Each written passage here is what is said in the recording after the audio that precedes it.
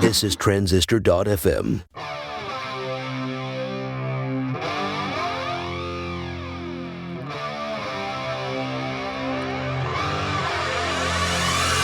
How's it going, folks? Justin Jackson here. Welcome back to the Product People Show. I think this is the first episode of 2018, March 15th, 2018. Today, I just got off the phone with Mike Tabor from MicroConf. He also runs a software product called BlueTick. MicroConf is coming up, and a lot of folks are getting excited about it. Folks are talking about it on Twitter. If you don't know what it is, listen to the episode because we talk all about it on there. Also, I haven't announced this yet on this show. I did it on megamaker.co, but I have a brand new web app, new startup, new SaaS that I'm working on in 2018, and you can check it out. I announced it on justinjackson.ca, but I've also started to think about product validation, how I'm going to validate this. I'm trying something out at megamaker.co/validate. So go there, check that out. Now let's get into my conversation with Mike Tabor.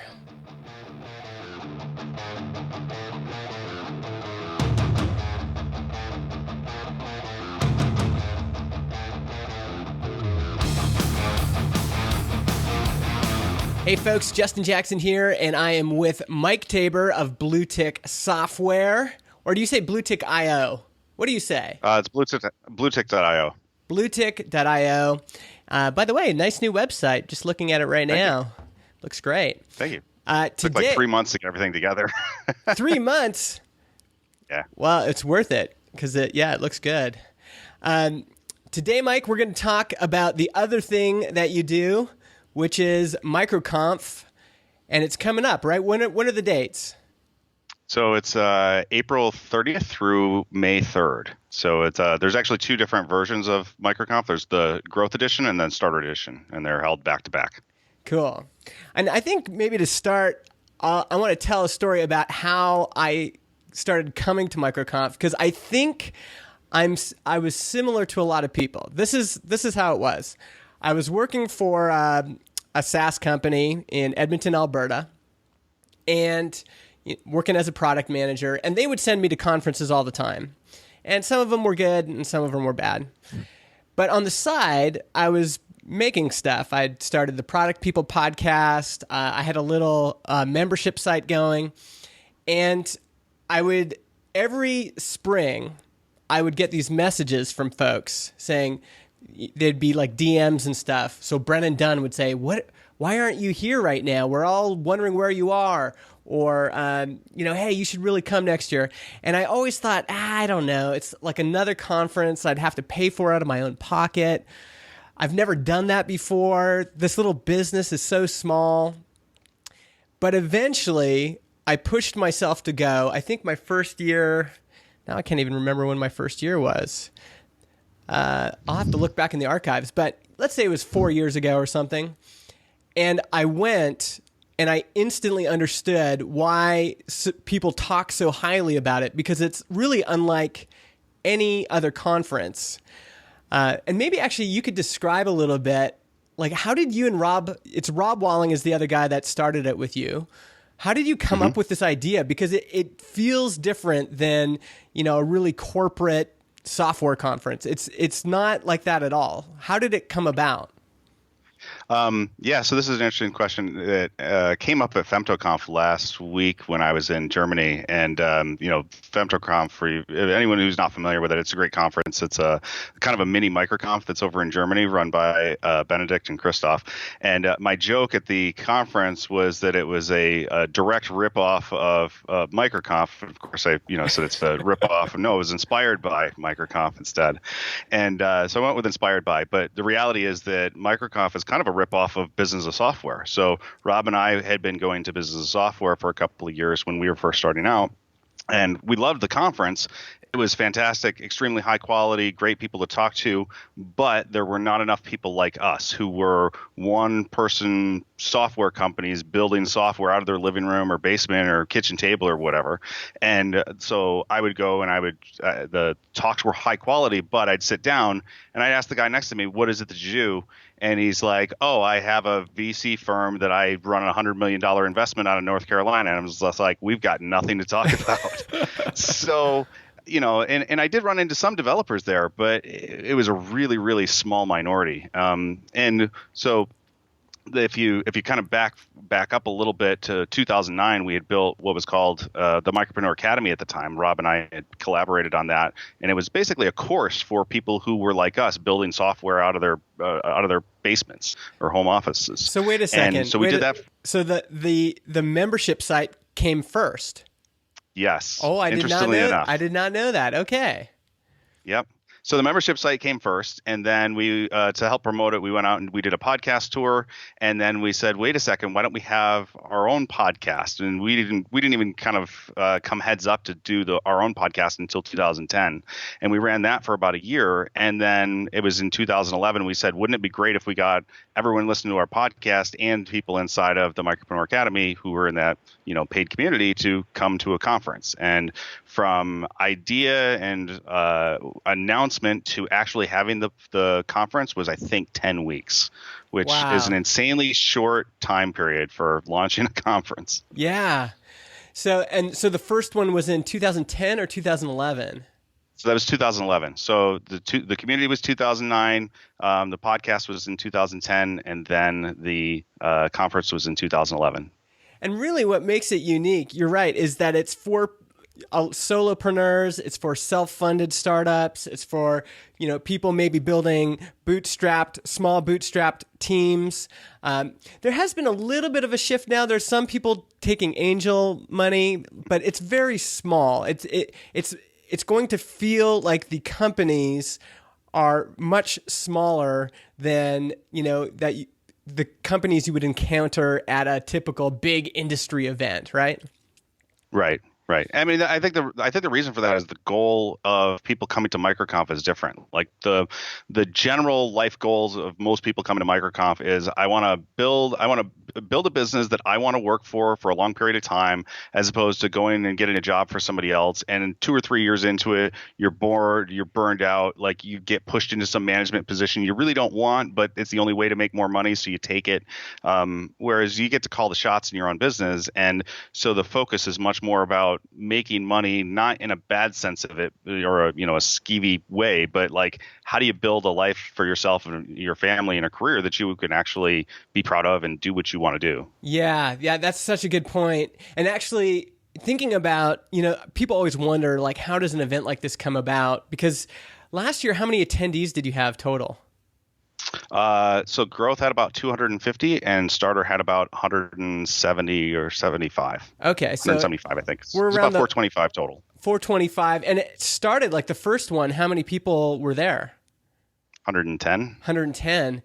And so these things grow slowly, but even before that, you had the podcast, Startups for the Rest of Us.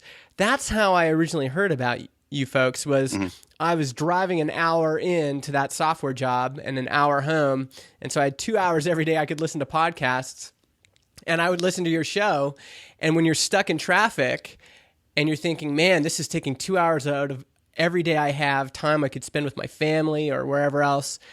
And you and Rob were talking about, your life could be different. You could be working on your own thing, building your own company, and it doesn't have to be big. That's the thing now is all of this innovation in software and tech stacks and the way we host these things means that a solo person can build a legitimate business and run it by themselves or run it with a very small team, right?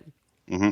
Yeah, and you can run it remotely, which is really nice because it cuts out a lot of overhead. I mean, even just having an office, you're talking probably $400 to $500 per person of overhead for the business, which doesn't sound like a lot when you say its salary might be $10,000, but the reality is like that can matter a lot. I mean, at the end of the year, you start adding that up, that's $10,000 or $12,000. Well, what could you do with that money? Like, spend it on, a Skype subscription for $30 and like, hey, you've got a remote team. It's not a big deal. Yeah, exactly. Now, if you go to microconf.com, there are two options there. You mentioned them. Could you describe those two options and maybe, say, like, which one should people choose? That's a big question folks get when they want to go to the conference. Yeah, so last year, as you said, we'd split it up into Growth Edition and Starter Edition. So we kept Growth Edition first because it made more sense that to have the people who had been coming for years to come there first on the days that they typically come, and then that leads into Starter Edition. And the primary reason for that is because the people who are going to Growth Edition are typically full-time on their business. So they're making, and I hesitate to put numbers on it solely because it matters a lot where you live as to how much money you make. But if you just ballpark it and say $10,000 a month per person, if you're making it around that and up, then you're probably going to end up going to growth. If you're making below, like probably 3,000 or 4,000, or if you're not making any, or you have just an idea, or you're just looking for an idea, go to Starter, because Starter is actually a lot more hands-on. And you were at Starter, so you can kind of talk to this last year as well. Like, there's a big difference between Starter and Growth in terms of the experience and exactly what it is that you get out of it, but the quality is not any different. It really, the price tag is the difference, and the focus on educating the attendees about what they need is the two main differences. Yeah, totally. I mean, there was a bunch of us from Growth that stayed to Starter last year, and it was incredible being a part of both of them. And I learned things at both. I have notes, great notes from Growth, but I have incredible notes from Starter Edition as well. And so I think, the focus is definitely on folks that are starting out, aren't full-time on their business yet, but anybody would benefit. And the quality of what's on stage and the hands-on time and all that is really, really high. Yeah, and that's something we really wanted to make sure that we maintain, so that people don't think that like Starter Edition is like a whited out version of Growth Edition, or a scaled down, or it's a lesser, you're going to get less out of it. And we do recognize that there's a cost component as well, especially because the people who are coming to Starter are not full-time. So there's a question of, well, is this going to be worth my, $700 or $750? And the answer to that, in many cases, like, if you're serious about building a business and you want to learn from people who've been there and done it, like, that's the place to go. There's no replacement for being in a room with that many people who have the same goals in mind. Yeah, exactly. And, this is actually something I've been thinking about a lot lately, because I've interviewed tons and tons of entrepreneurs, and the common trend is that every opportunity they got was because of a relationship they had built at some point. It wasn't because they had a great idea at 1 a.m. It wasn't because they had all these skills and they were able. It was, all that stuff matters, but really the big opportunities, those big kind of moments in their life where they were able to step up and get to the next level, all have to do with them going, oh yeah, and then I met Heaton, and then Heaton encouraged me to go do this. Or then I met Ruben, and Ruben said, oh, you should really talk to this person. Or then I met Joanna, and she said, you've got to change this on your webpage, and I did it, and it changed everything. Those are the events that kind of define people's getting to the next step. And this is kind of what I was trying to say earlier, is I was the person that was like, nah, I'm just going to stay home. I can do all of this from home. I don't need, to interact with people face to face. But it's absolutely incorrect. You do need to interact with people face to face, not all the time, but once or twice a year. You need to get out of your cocoon and actually go and talk to people. And it is those relationships, it's those people that you're meeting that are going to help. That's what's going to help you launch your business or help you grow your business. This fellow that I just started a SaaS with this year, Transistor.fm, I met him at a conference. Last year, I had 2 conversations at MicroConf that kind of defined my year. And they were just conversations at, one was a breakfast meeting, that I had with somebody. And the other was at the, there's a party where it's like the after party for Growth and then the starter party for Starter. Is that still happening? Oh, it's the crossover. Yep. Yeah. So that's the crossover evening event. Yeah. Yep. So at that event, I had an incredible conversation with somebody where there's very few times where you can get people looking at you that you've built relationships with. This was Tisha. So I met her like 3 years ago. And then last year she said, Justin, And she just gave it like, you're working way harder than me. You know all these people. And she said, these are the things I would be thinking about if I were you. And she's been quite successful.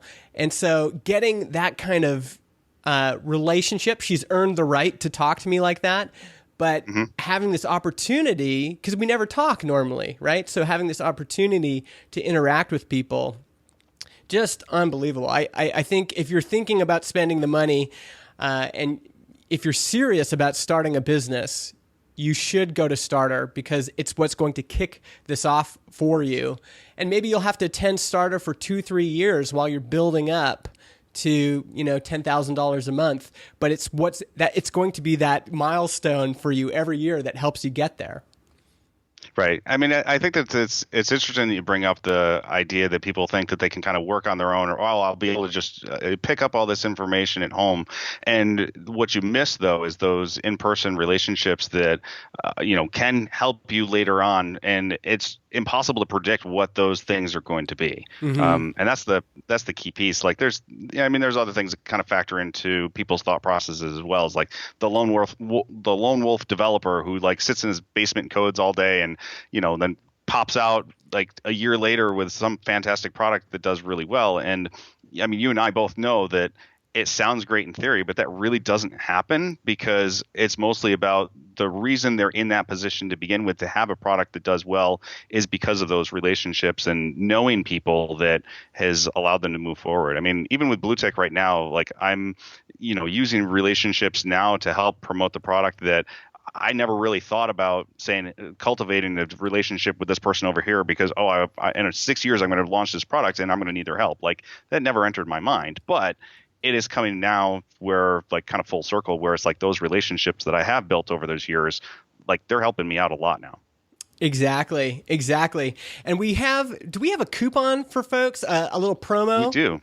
So So we can link that up in the show notes. It's a $100 coupon off the purchase price, so it's brings it down from $749 to $649. And that's for Starter Edition. For Starter Edition, yes. Awesome. So that'll be at productpeople.tv. This is going to be episode 92. But also, if you're just listening to this and you want to type something into your phone, go megamaker.co/microconf, and I will forward that link through there. megamaker.co/microconf. I'm speaking at Starter, which I'm really excited about. Sorry, go ahead. Well, kind of announcement here though. Like you're also the MC of Starter Edition. So that's usually true. Rob and I run the show, and so for Starter Edition, what we've done is we've kind of handed the reins over to somebody else. And there's a bunch of different reasons for that. One is to kind of put a new face on it, but two, like we've already been up on stage for 2 straight days, and it's like, well, let's let somebody else get up there and make them do the work. But the reality is like we want to introduce fresh faces and fresh experience into MicroConf, because the reality is like as much as we love doing MicroConf, like we're probably not going to do it for the next 50 years. So, what does it look like to have somebody else up there working on stuff and introducing speakers? And so this year we decided to ask you if you'd do it, and you graciously accepted. So you'll be introducing all the speakers on stage. I'm pretty excited about that too. It's kind of daunting. I don't know if I've got the jokes. I don't know if I've got, and it's too. We don't have the jokes either. Trust me. Well, I'm super excited to be there. Adam Wathen is speaking as well at Starter Edition. Who else is speaking at Starter Edition? So I'll be speaking. Allie Blum is speaking. She's going to be speaking on copywriting, and then I'm trying to think who else. It's let's see here. I'm drawing a blank on it. You did ask kind of on the spot. Well, it's a Mars.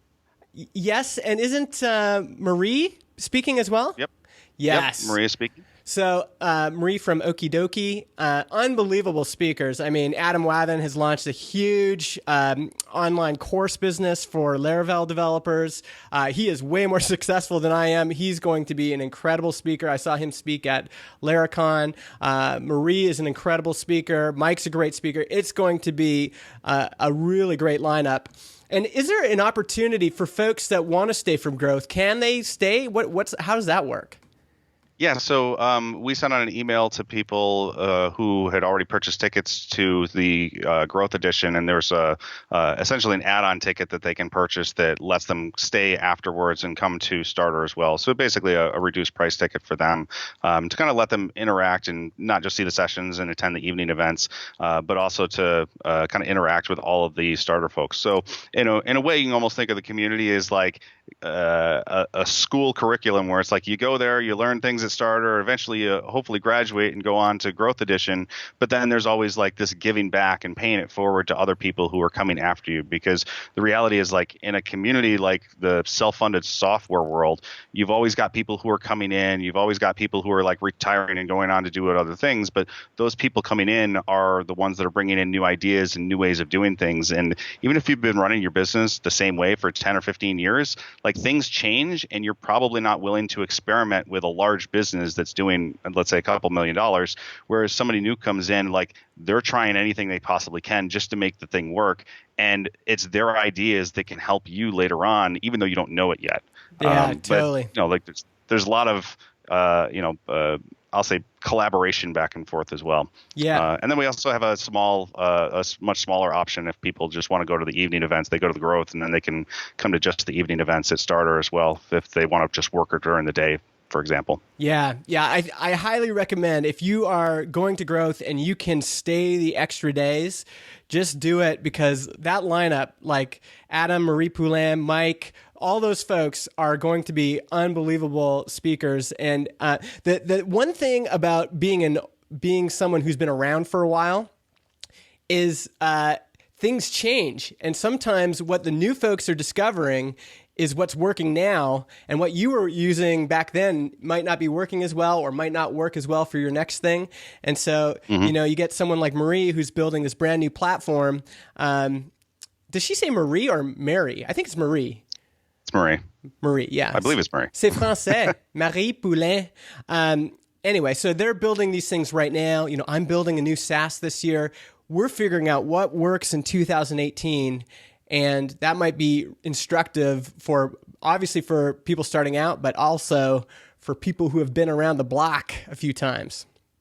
Yeah, I mean, I think with any marketing strategy to begin with, like eventually over time, it starts to degrade as more and more people are using it, and getting the opportunity to see those new folks coming in and seeing what they're doing, just looking at their numbers alone, because I mean those things are like open topics at MicroConf. That's one of the big differences as well between MicroConf and other conferences, is that it's not unheard of to be it's extremely common to be talking about what are your conversion rates, what's your revenue, what's your trial to paid conversion, like all these different things that you would not hear a speaker get up on stage and talk about at virtually any other conference I've ever been to. Mm-hmm. But those things, you learn them, and when you're talking to somebody who's just starting out, you get to see what their numbers are and compare them to what you've been doing, and maybe their numbers are better than yours. Like you may have more top line revenue, but their conversion rates are substantially better, and you wouldn't know that unless you asked, or and you came to MicroConf and got those conversations.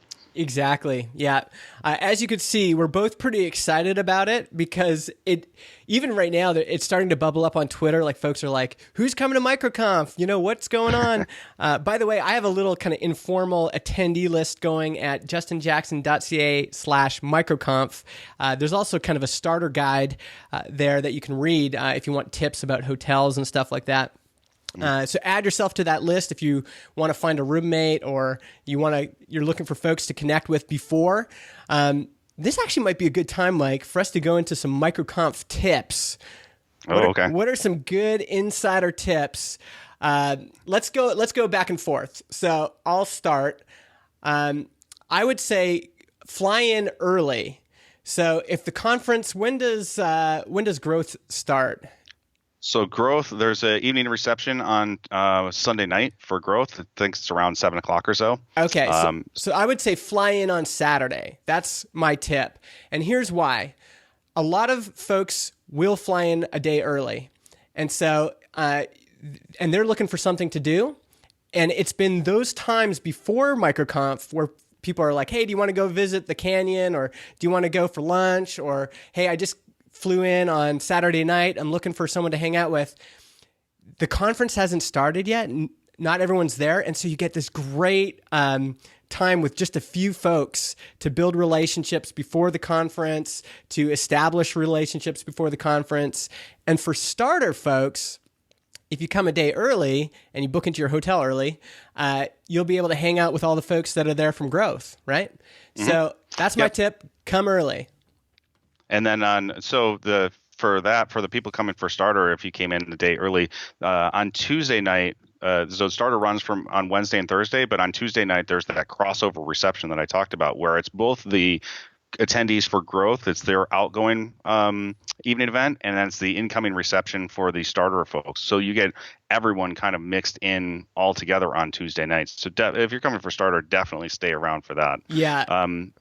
Okay, so what's your first tip? My tip would be to not treat it like another conference, and don't just sit there in your hotel room, because you're not going to get nearly as much out of it as you would if you went down into the lobby and just talked to people, or asked on like Slack or Twitter, like what are people doing today or this evening? Yeah. Because there's lots of opportunities to meet people that you wouldn't know, or find out about other businesses that people are working on, which can spark your mind to help you out, or it could even just give you an idea for like, oh, you know what, you're building a product that I could actually really use in my business, so let me try it out. Yes, absolutely. Like if you're used to going to corporate events and just going and hiding in your hotel, that's not the approach here. You need to push yourself out of your room as much as you can. Maybe this will lead into my next tip, which is more of an answer to a question. And I think I saw this on Indie Hackers. They were saying, how is it for introverts?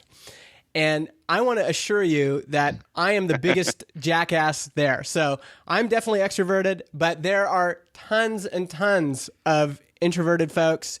I would say it even skews more towards introverts than extroverts. And there will be lots of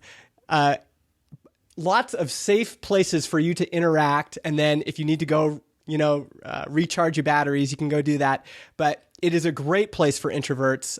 It's not just, it's not like if you've ever been to a sales conference or a marketing conference where everyone's kind of crazy, and it's not like that at all. It's very, very, it's more like a software conference, like a programming conference, than like kind of a rah-rah crazy marketing conference.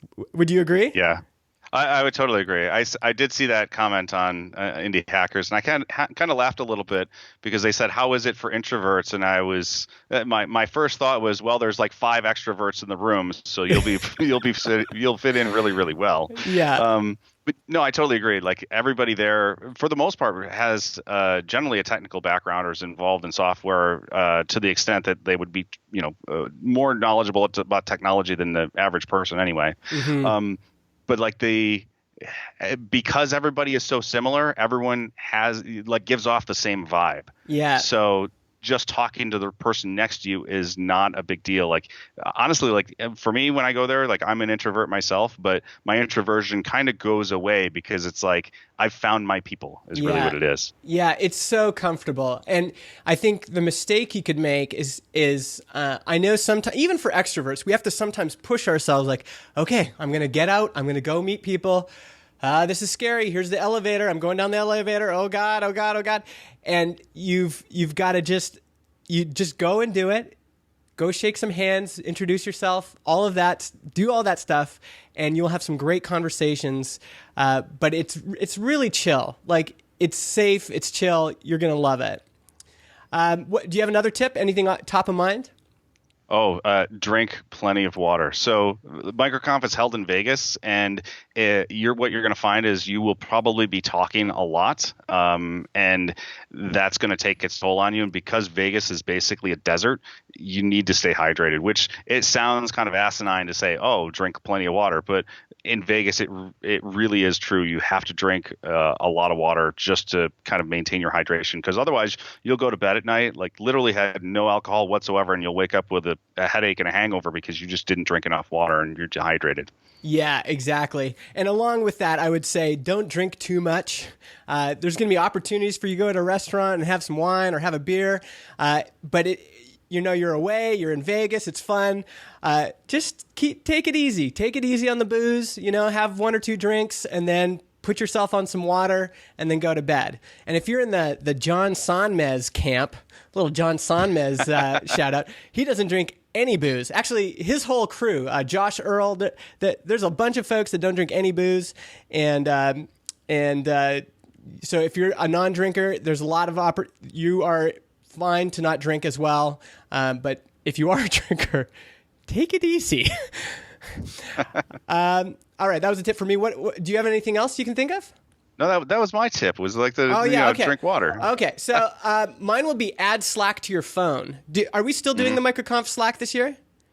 As far as I know, yes. That's on the agenda. We have not gotten. Okay. We haven't set it up yet. We don't usually set it up until about 2 weeks before the conference. Regardless of whether they use Slack or not, whatever messaging app we end up using, it's great when it's Slack because a lot of folks have it. But add it to your phone just because it's the main communication channel. So if you want to know, hey, where's everyone going for lunch? You might wake up from a nap and it's like 3 o'clock and you're just like, is anybody around? Want a coffee?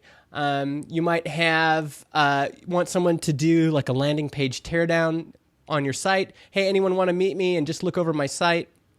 It's a great way for you to interact and communicate with folks at the conference. So have it on your computer if you're bringing your computer, but also put it on your phone, and it's going to be the way you're able to message everybody as you're going along. Yep. Anything else, Mike? I think the other big thing to keep in mind is like just in terms of the schedule, we don't start until 10. So we do that sort of intentionally because there are people flying in from the East Coast, and then there's other people who just like, I would rather start a little bit late.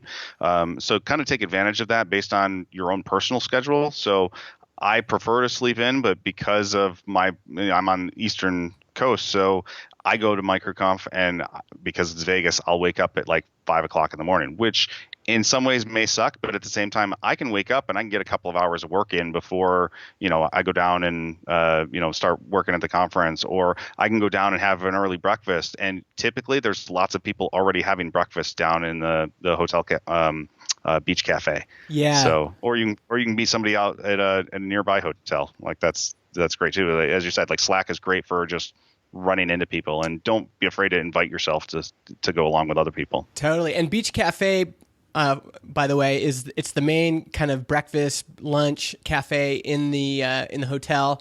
And if you go down, you will see other MicroConf attendees with their badges, and it's fine to ask if you can join their table. That is a thing that is done all the time. Join their table, introduce yourself. Another great way to meet folks. And yeah, if you come alone and you're just looking for someone to eat with, Beach Cafe is kind of the main meeting spot in the hotel. That's interesting you mentioned that. Like most people do come alone. Like we do have an option for people if they want to bring their significant other. So you can buy a ticket for them. I think it's like $50 or $75 or something like that, and they get to come to the evening events. But the vast majority of the attendees come by themselves, and it's even for an introvert, like that's kind of not like it can be uncomfortable is really what I'm trying to say, but it doesn't feel that way once you're there. Mm-hmm. Totally. Again, if you go to this MicroConf guide I have, I'll link it in the show notes, but I know my buddy Jimmy lives in Las Vegas, so he's got lots of tips about getting to the airport and using Uber and taxi and all that kind of stuff. Can I give a tip here for the taxi? Yes. If the taxi driver asks you if you want to take the highway, say no. Yes. Because the highway goes south out of the airport and all the way around and then to the hotel, which is literally like, a quarter of a mile away, but you'll end up going 5 miles out of the way. Yeah, it's a trick. Don't fall for it. Okay, so we've covered some quick tips. Maybe there's a few people that are going to be speaking at MicroConf for the first time. And so I want to quickly kind of cover maybe some speaking tips, but also could you describe attendee talks and what those are? Oh, sure. So every year at MicroConf, what we have is we have the main stage speakers, which generally Rob and I kind of collaborate a little bit. Mostly Rob handles that side of things. I handle the sponsor side. But we have a lineup that is picked by us. And then about a month or two before the conference, we'll put out a call to the attendees. We send an email and say, hey, give us a pitch for you to appear on stage at MicroConf and give a short talk. And that short talk is about 12 minutes long. And we'll have anywhere from 4 to 8 attendees give a talk up on stage. But you basically respond to the survey, and then we take all the pitches, put them into a voting software that we pay for, and the following week you get everybody who is attending gets to vote on those, and whichever the top 4 to 8, however many we decide to have in based on the scheduling, those will end up going on stage. So sometimes it's 4, sometimes it's 6, sometimes it's 8, but you get 12 minutes on stage to talk about whatever it is that you told everybody you were going to talk about. And they voted on it because they wanted to hear you talk based on what your pitch was, the subject, and the description of your talk. Yeah, and my first tech talk ever was MicroConf attendee talk, and it's just a great way to, if you've never spoken before, to get that out of your system, like just to do it. And it's a really accommodating audience. You have this wonderful constraint of 12 minutes. It's just a really, really great opportunity. It's quite competitive. So if you've got an idea, the key to finding a good idea is to figure out what the other folks in your edition, growth or starter, are struggling with. So what is the struggle du jour? So for last year, for example, Dave Churchville, that gave that great attendee talk on Facebook ads. And that was just something that a lot of folks were interested in at the time. They want, people are like, how do I do these things? Pick whatever topic, is kind of bubbling up at the moment.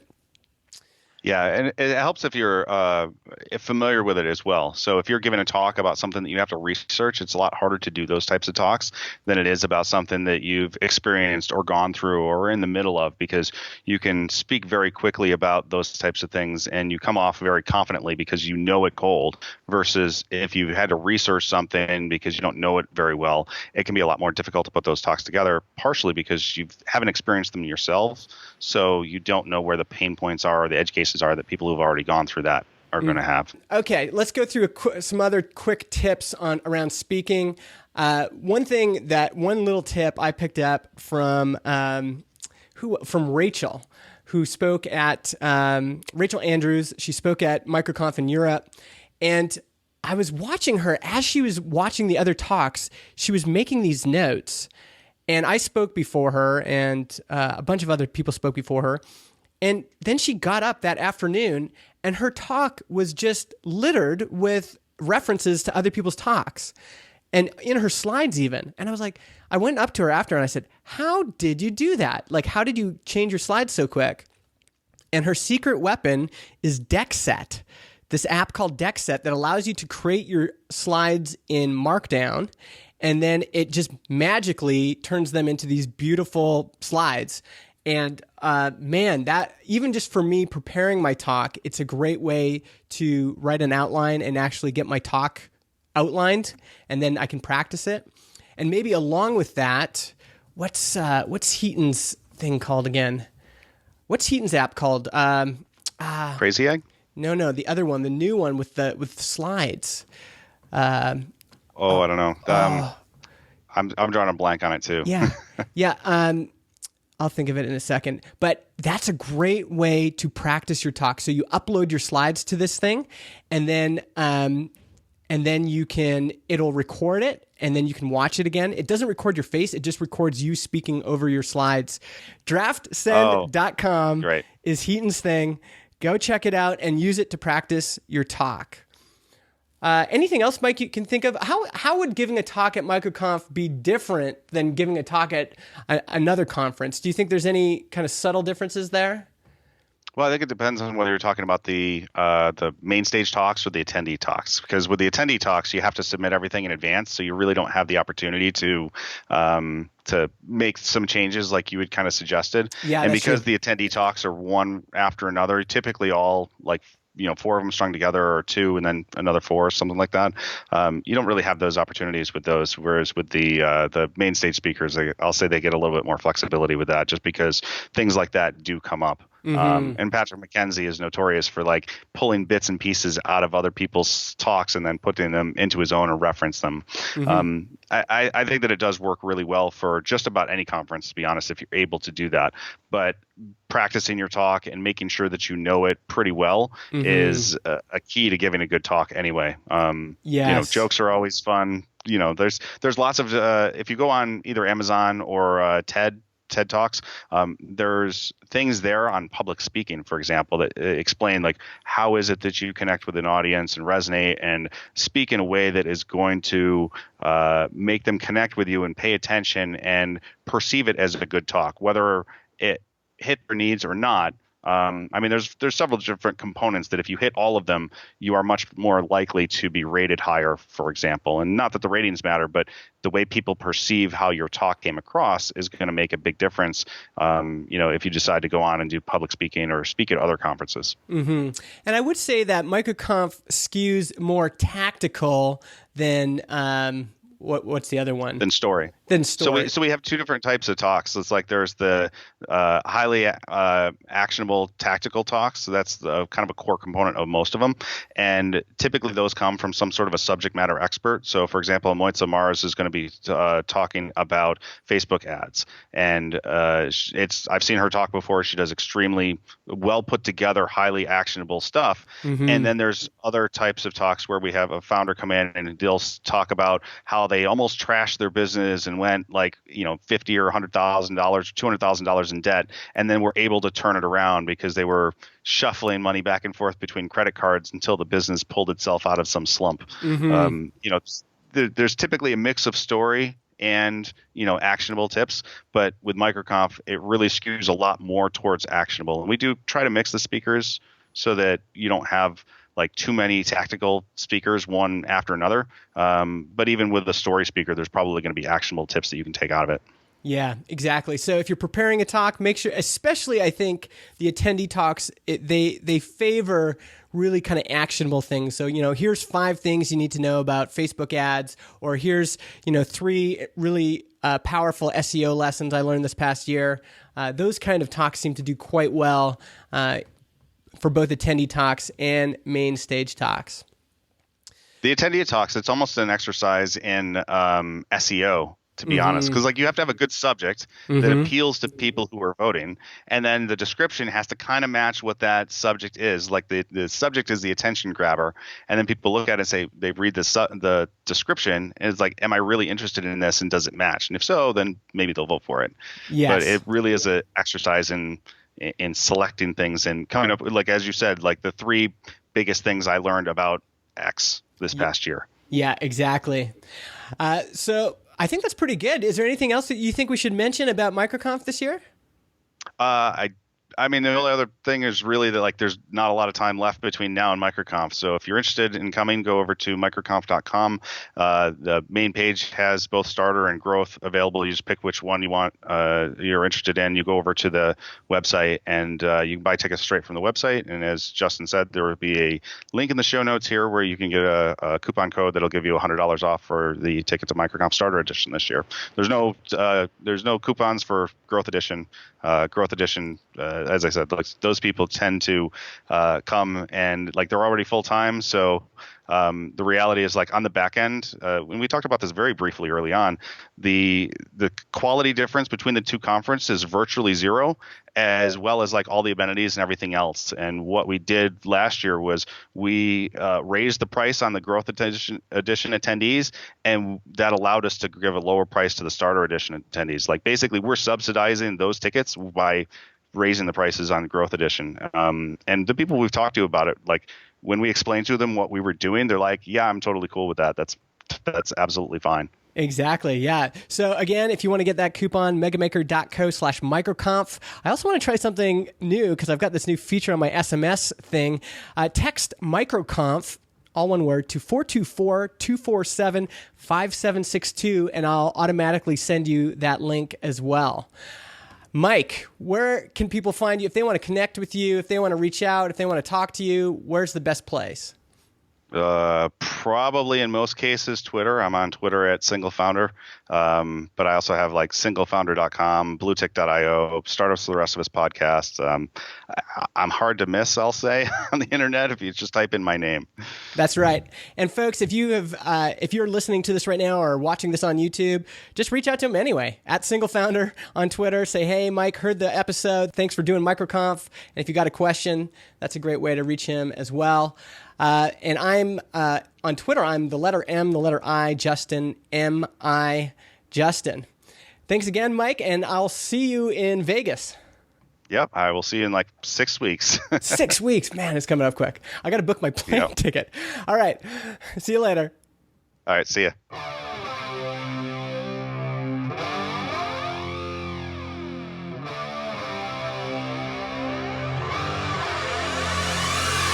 All right, that was it. Please come to MicroConf. Don't be a stranger. Also, I'd love for you to go check out megamaker.co/validate. Just trying to think about all the fears that we have when we start a new project. How do we get over those? That's what I'm trying to solve right there. And, the new startup, it's called transistor.fm. That's where I'm hosting this podcast right now. Little teaser there. And I have a new show. I'll tell you about that later. It's too many things. Go to megamaker.co/validate, and I'll talk to you in Las Vegas. Oh, actually, that was one of the tips I was going to give. Maybe I'll slot this in at the end. But one of my tips for introducing yourself is this thing I stole from Donald Miller's Story brand, and it's just it's almost like a user story. So people come up to you, go, "Hey, Mike, what do you do?" And you would say, "Okay, well, most salespeople struggle to follow up with their email leads. They'll email somebody once and then they'll forget about it.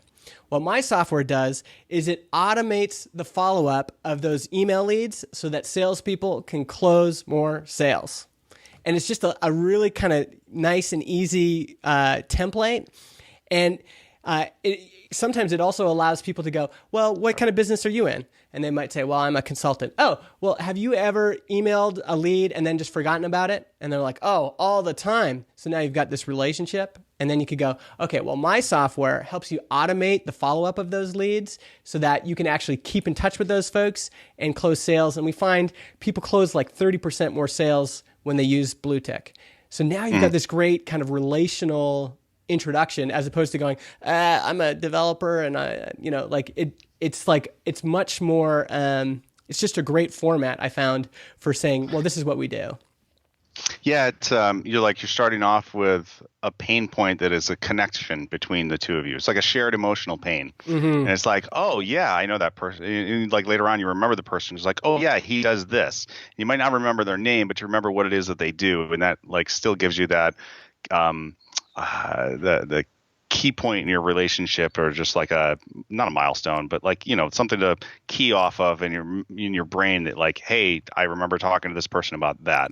So yes. It's funny because I got an email from Faxio the other day, and I had met one of them a couple of years ago, and he told me about their software, and I was like, "Hey, I pay for a fax service right now, but I barely use it, and this would allow me to pay on demand." So I just bought a bunch of credits, and I wrote this command line application that just allows me to point it to a PDF.